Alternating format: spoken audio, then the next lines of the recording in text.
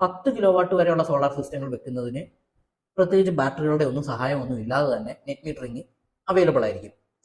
10 kilo watt മുതൽ 15 kilo watt വരെയുള്ള solar സിസ്റ്റങ്ങളാണ് നമ്മൾ സ്ഥാപിക്കുന്നത് എന്നുണ്ടെങ്കിൽ നമുക്ക് 10%, അതായത് ഒരു 6 മുതൽ 8 യൂണിറ്റ് വരെയെങ്കിലും സ്റ്റോറേജ് പറ്റുന്ന രീതിയിലുള്ള ഹൈബ്രിഡ് സിസ്റ്റം ആയിരിക്കണം നെറ്റ് മീറ്ററിങ് കിട്ടാൻ.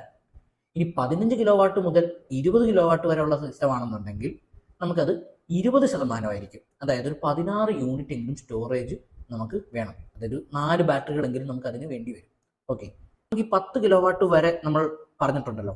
ആ 10 കിലോ വാട്ട് വരെയുള്ള ബാരിയർ നമുക്ക് അത്രയും ഫ്രീ ആയിട്ട് കിട്ടുന്നത് 2027 മാർച്ച് മാസം 31 തീയതി വരെയാണ്. 2027 ഏപ്രിൽ 1 തീയതി മുതൽ നമുക്ക് ഈ 10 എന്നുള്ള ബാരിയർ കുറഞ്ഞ് 5 കിലോ വാട്ട് ചെയ്യുന്നതിന് 5 കിലോ വാട്ടിന് മുകളിൽ ചെയ്യുന്നവർക്ക് എല്ലാവർക്കും ബാറ്ററിയുടെ സപ്പോർട്ട് ഈ 10% എങ്കിലും ഉണ്ടായിരിക്കണം എന്നാണ് പറഞ്ഞിട്ടുള്ളത്. ഇനി ഇതും കൂടാതെ മറ്റൊരു കാര്യം കൂടി പറഞ്ഞിട്ടുള്ളത്, നമ്മൾ വെക്കുന്ന സോളാർ സിസ്റ്റങ്ങൾ 3 കിലോ വാട്ടിന് മുകളിലുള്ളവയാണെന്നുണ്ടെങ്കിൽ നമ്മളുടെ വീട്ടിൽ 3 ഫേസ് കണക്ഷൻ ആയിരിക്കണം. നമ്മളുടെ സോളാർ സിസ്റ്റത്തിന്റെ ഇൻവേർട്ടർ 3 ഫേസ് ആയിരിക്കണം എന്നുള്ളതാണ്.